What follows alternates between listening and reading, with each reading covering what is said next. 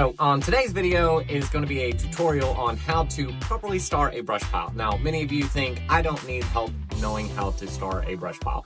While that may be the case, there are some people out there who have no idea the proper way to do it, and this is just a way of me getting out into this fun weather that we're having. It's currently 24 degrees, snowing / sleeting, and I just don't want to be cooped up in the house. And it is Sunday, so I'm gonna get out here and get this thing started, and if I can demonstrate to some people on how this should go, well, here's how to burn a brush pile properly. So while I make my way up here, while I'm trekking that way, one thing I would mention is first thing to do and where to start, get yourself a burn permit. Some people say it's not 100% necessary. Each to his own. I choose to do it. I just think it's smart. And if something goes wrong and they say, "Where's your burn permit?"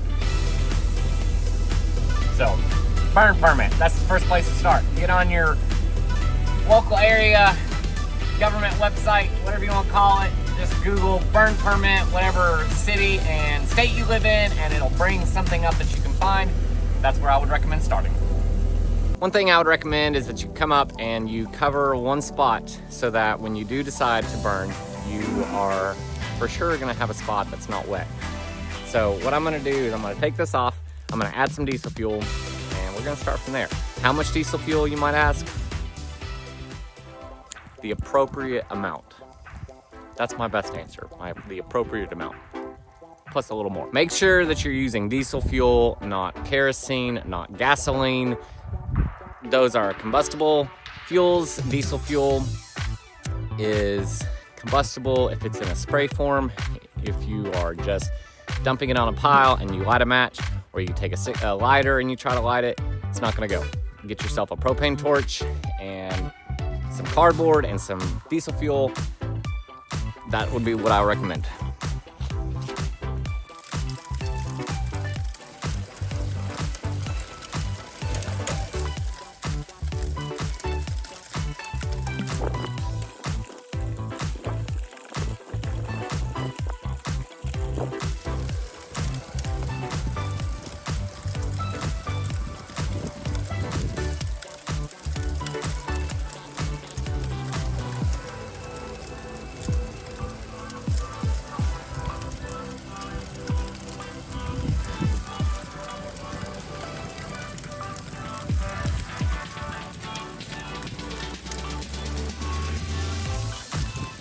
And then at that point, it's just a matter of watching her burn.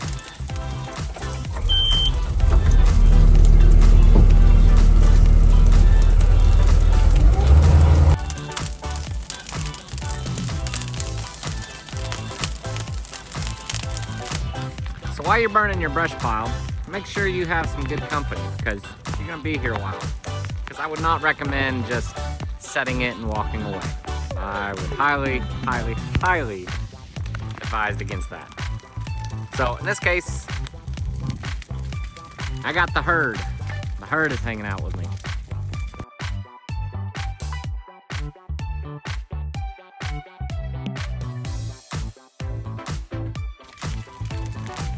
What do y'all think? They're a quiet bunch. Now, let's talk style of burn piles. So there are several different ways that you can lay out your pile. You can just pile it all up into one big blob circle ordeal, and you know, that's fine. I know people that do it that way, and when they light it, the whole thing just goes whoosh. But my method is a little bit different. I kind of like to make mine a bit longer. This side, it looks a little bit more of a mess, but on the other side, it's more of a elongated style brush pile. What I like to do is I like to start on one end and light it, and that way it's kind of a slower fire. It kind of progresses through the pile, and you don't have this one gigantic climactic whoosh of a flame, and then you're sitting there, in case something does go wrong, you're sitting there scrambling. I also have friends that also do the same. They do a longer style pile, but then they like to start theirs right in the middle, and it'll kind of burn this way and it'll kind of burn this way, and then at one point they almost have 2 piles going.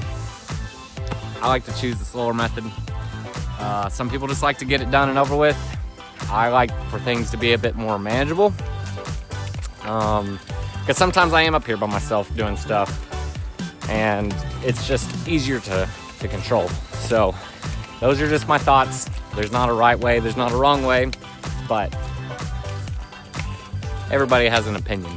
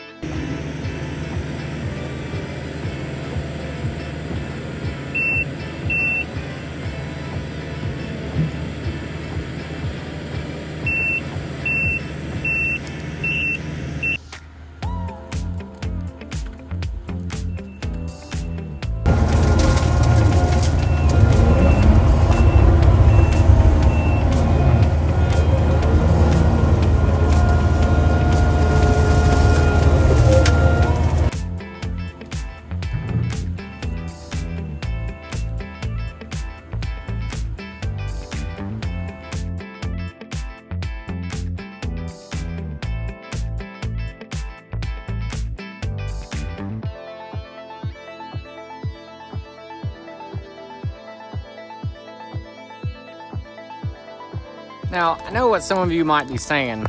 Red, you're tearing up the ground.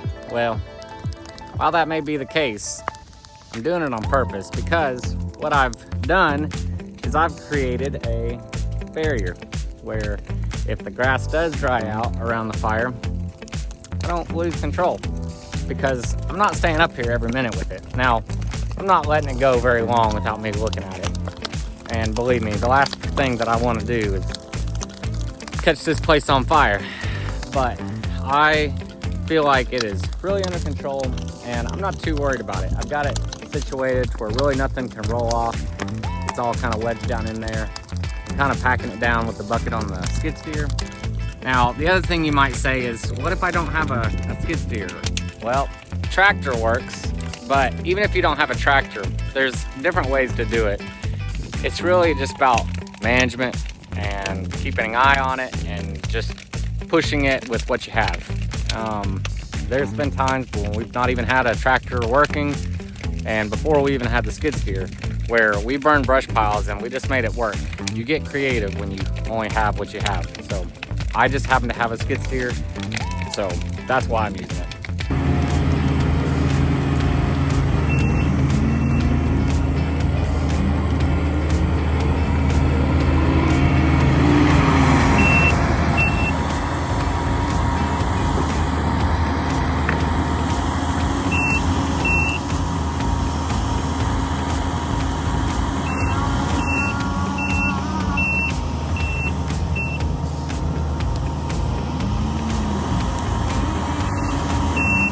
Well, that's going to be a wrap on today's video, I think. Several things I'll leave you with just to remember.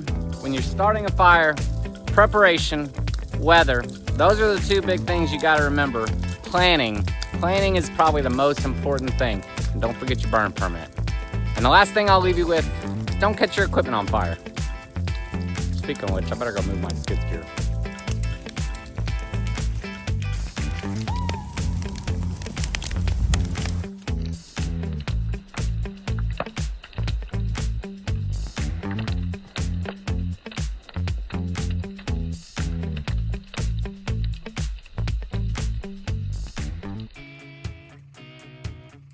So this is all that's left after that big pile.